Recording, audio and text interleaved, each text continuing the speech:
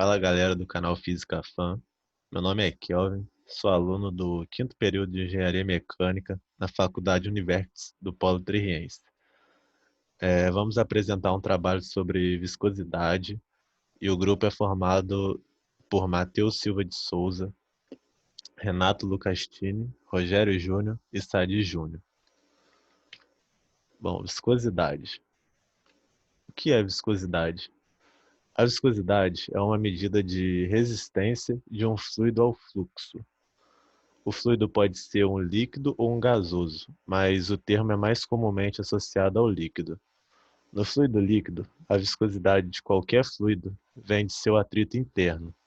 Nos líquidos, esse atrito interno origina-se das forças de atração entre moléculas relativamente próximas.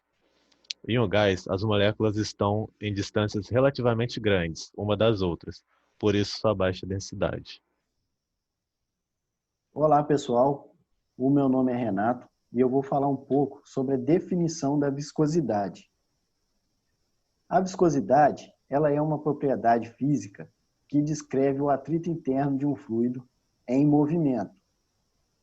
Ou seja, como podemos ver na figura aí, um fluido com grande viscosidade, ele tende a resistir mais ao movimento, porque a sua composição molecular lhe dá muita fricção interna.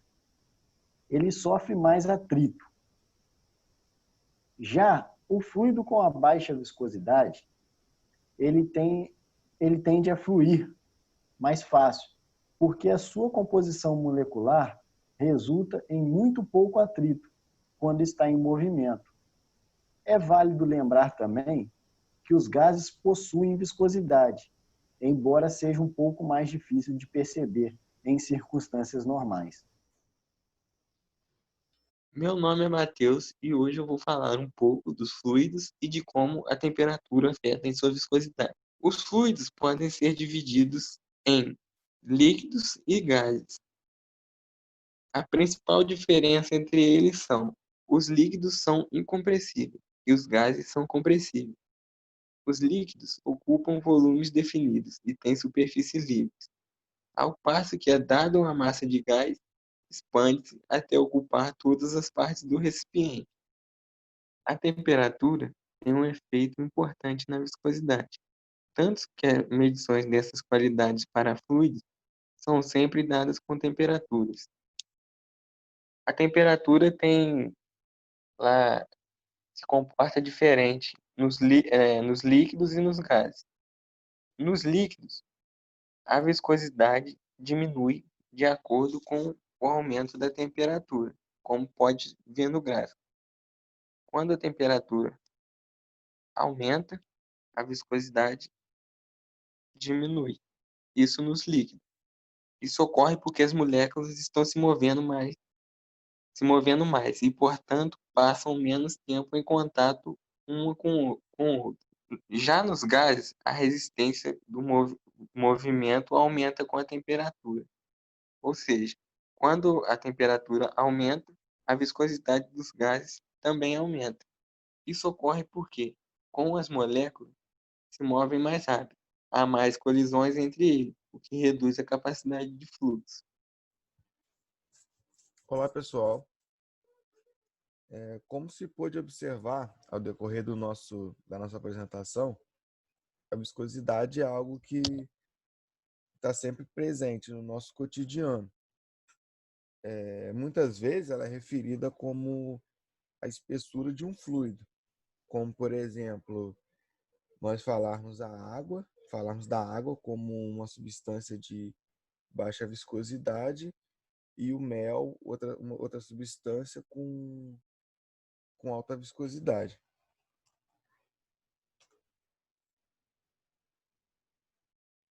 O fluido newtoniano são os que a viscosidade ou atrito interno são constantes para diferentes taxas de cisalhamento. Um exemplo de fluidos newtonianos é a água, o ar e o óleo.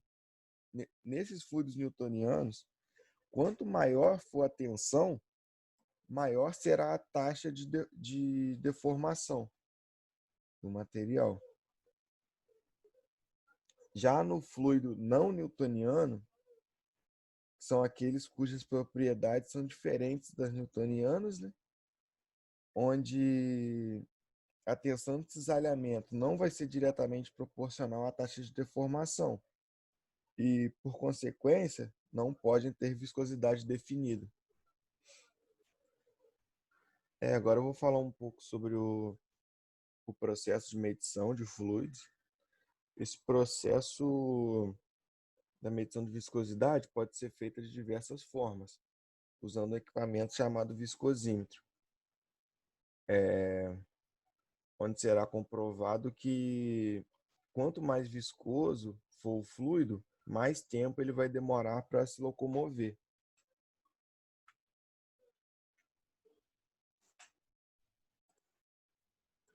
Esses dois são os exemplos mais comuns de você ver de viscosímetro.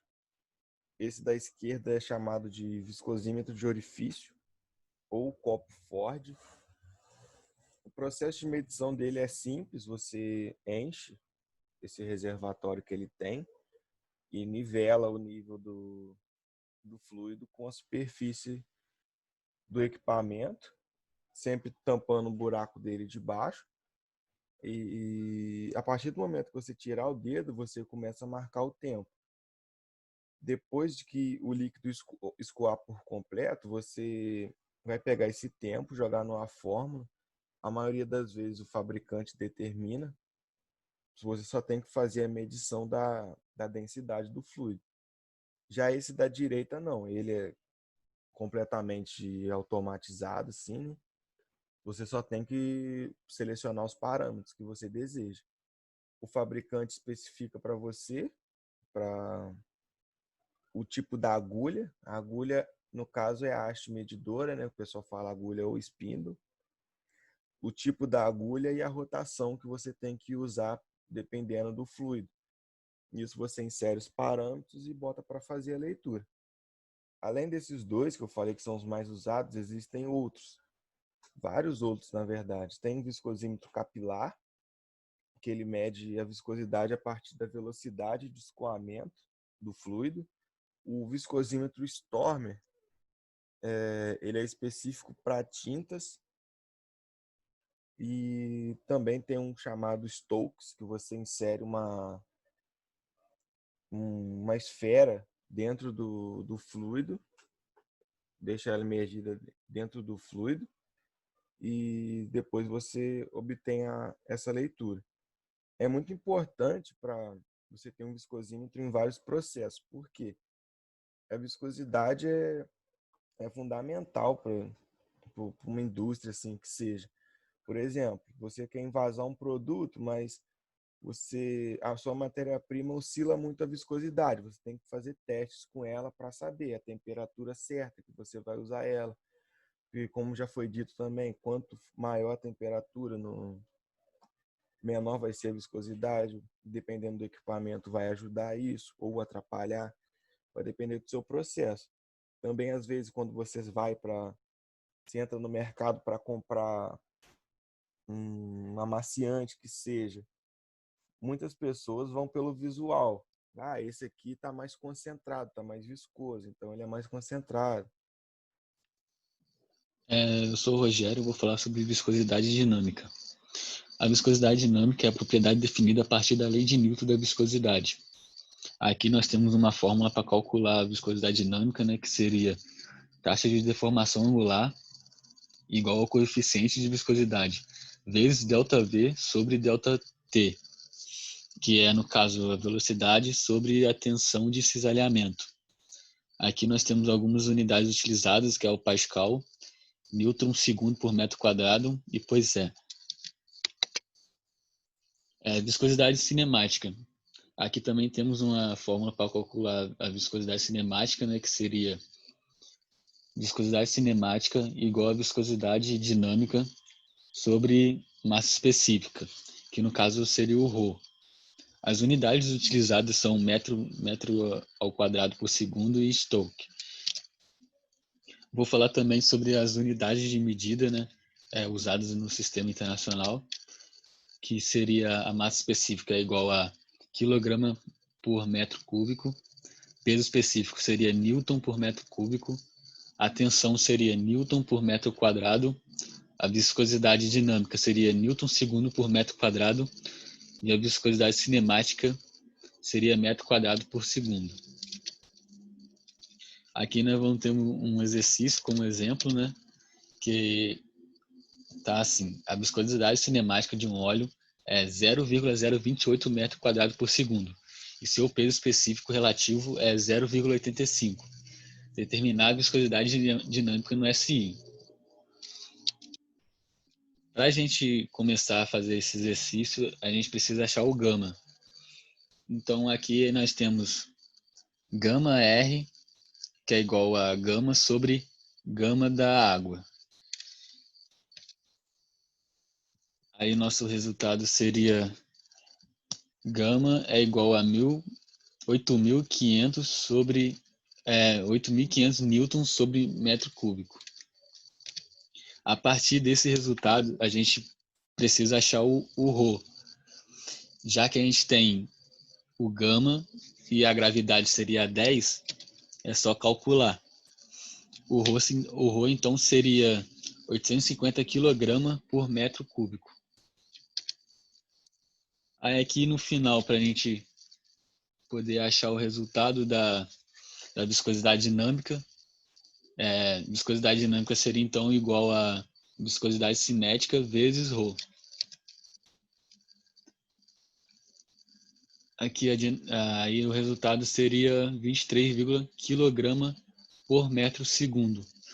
A unidade utilizada é devidamente por essa equação aqui, que é viscosidade dinâmica igual a metro quadrado por segundo vezes quilograma sobre metro cúbico.